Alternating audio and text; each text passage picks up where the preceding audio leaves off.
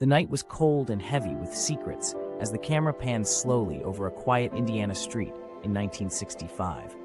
The scene unfolded with grainy archival footage, a modest house mocking its own faded grandeur. In the distant background, a weathered "For Rent" sign swayed in the wind, its peeling paint reflecting years of neglect. Shadows danced on the worn sidewalks and empty door frames, hinting at the ravages of time and hidden sorrows. A subtle, distant sound of distorted children's laughter merged with the disjointed rhythm of labored breathing, a chilling prelude to the unimaginable tragedy that lay concealed behind closed doors. In this unassuming neighborhood, there existed a house whose secrets would soon unveil one of America's darkest tales. Through this film, we journey into the heart of a tragedy that began with innocence and spiraled into horror, a narrative where silence masked cruelty and ordinary daily lives served as a stage for a nightmare. The peaceful exterior of the neighborhood belied the chaos simmering within, as fate connected strangers to a fate they could neither escape nor comprehend. With each passing second, the atmosphere thickened with the weight of impending doom, inviting viewers to peer into a forgotten chapter of pain and betrayal.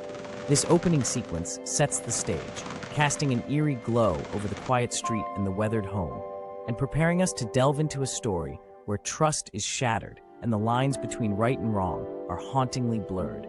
An ominous promise endures. In the gentle light of early summer, we are introduced to Sylvia Likens, a 16-year-old girl whose bright spirit and hopeful dreams painted a vivid picture of youthful optimism.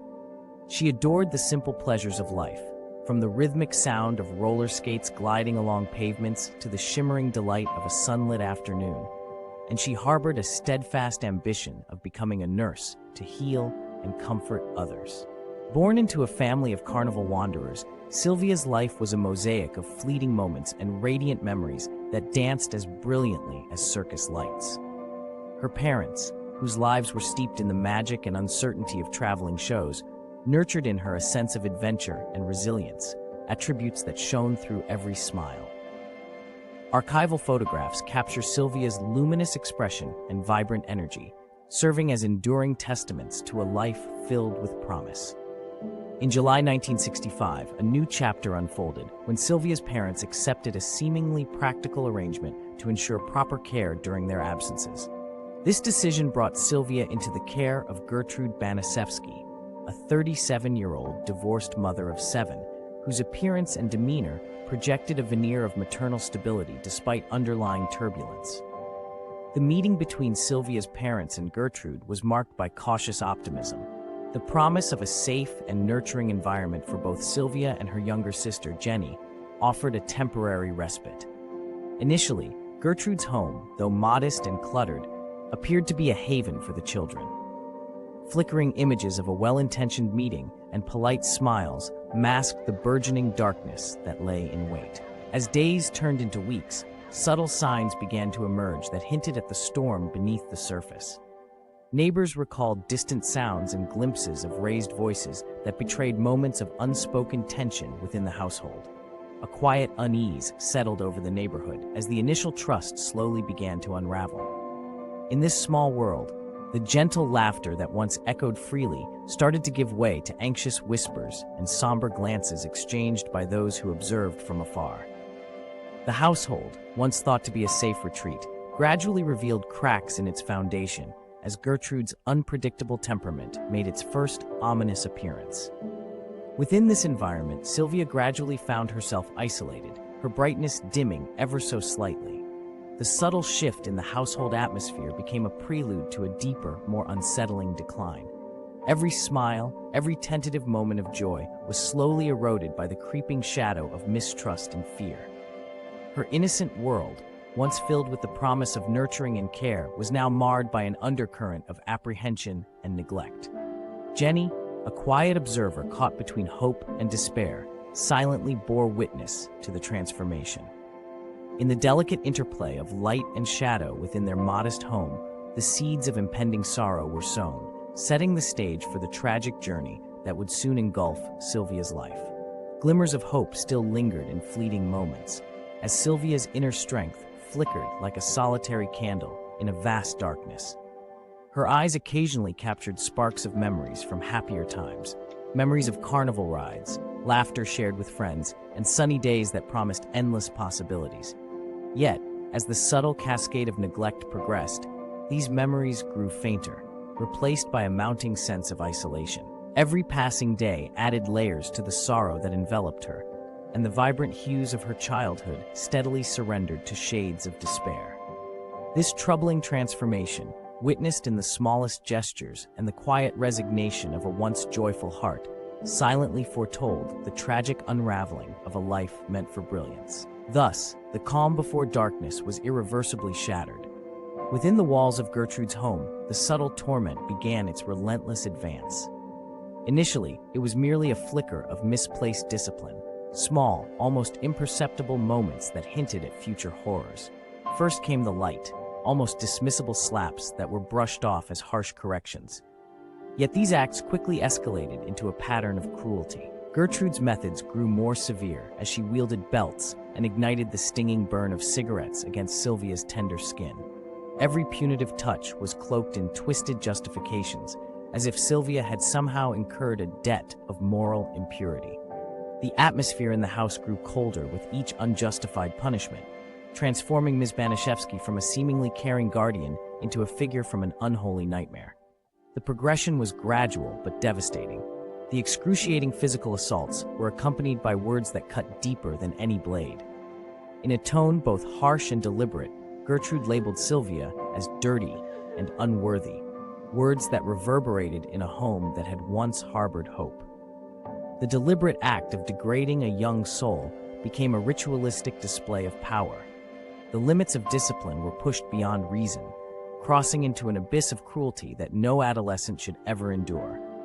As time stretched on, the abuse took on an almost methodical pattern, an art of torment honed by a heart consumed with bitterness. Almost every day, Sylvia found her dreams eroded bit by bit, replaced by an overwhelming sense of dread and shame. The light of innocence was dimmed by shadows of pain, each new act a deliberate strategy to crush her spirit entirely.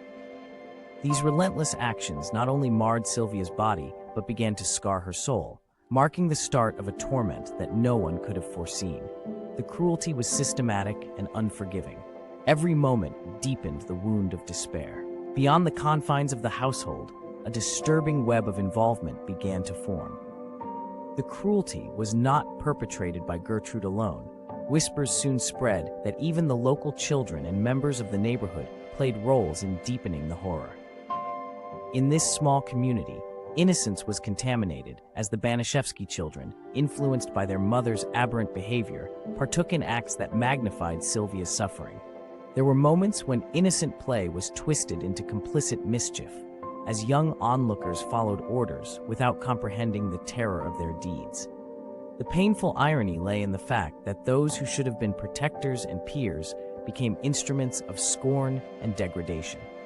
A silent agreement among the local youth to join in this grim performance underscored a collective failure of moral judgment. Each act of cruelty, carried out with an unsettling casualness, transformed the abuse into a communal spectacle in which no voice dared protest.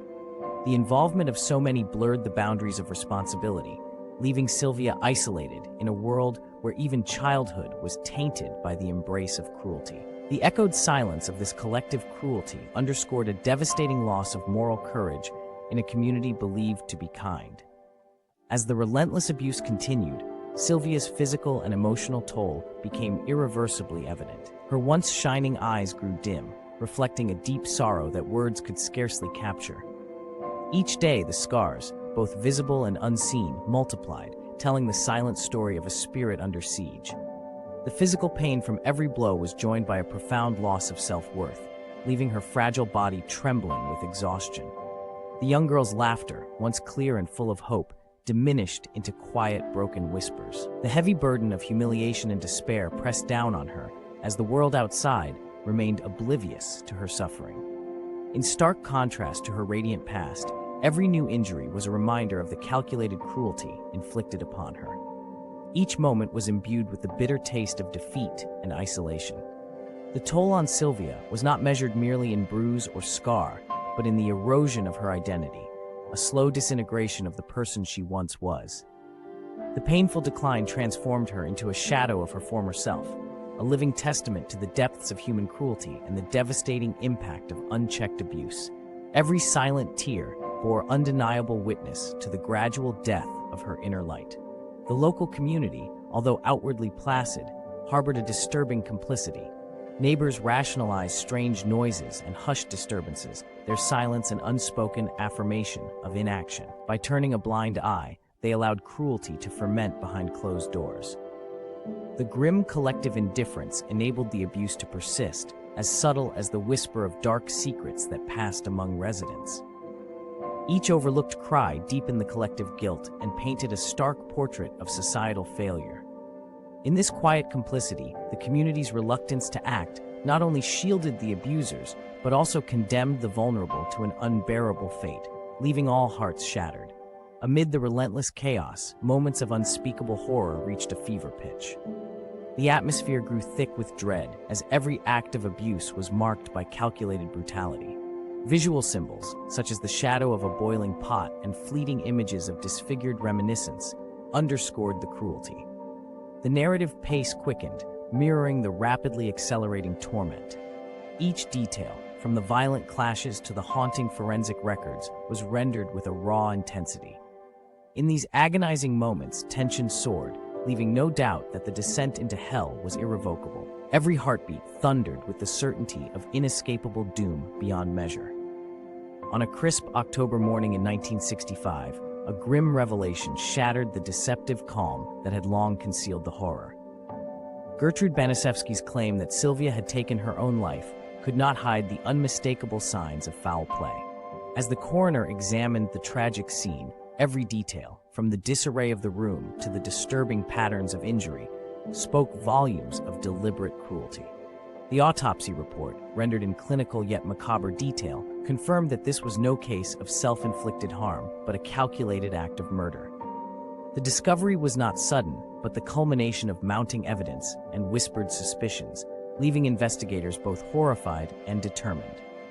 The truth emerged slowly but inexorably, pulling back the curtain on a nightmare that had infected every quiet corner of the household and shaken the community to its very core. This grim unveiling forced everyone to confront an unbearable truth. Remorseless evidence abounded. Following the shocking discovery, law enforcement mobilized with a sense of urgency and grim determination.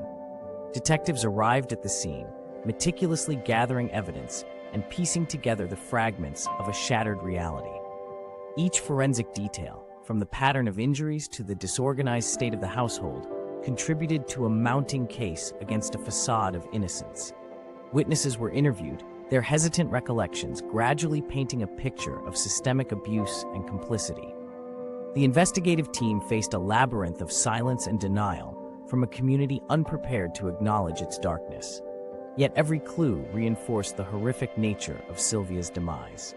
With every new testimony and forensic report, the investigators edged closer to the truth, unraveling a tapestry of twisted justifications and profound neglect that defied any defense of normalcy. They worked tirelessly amid mounting public pressure to bring the buried atrocities into the unforgiving light.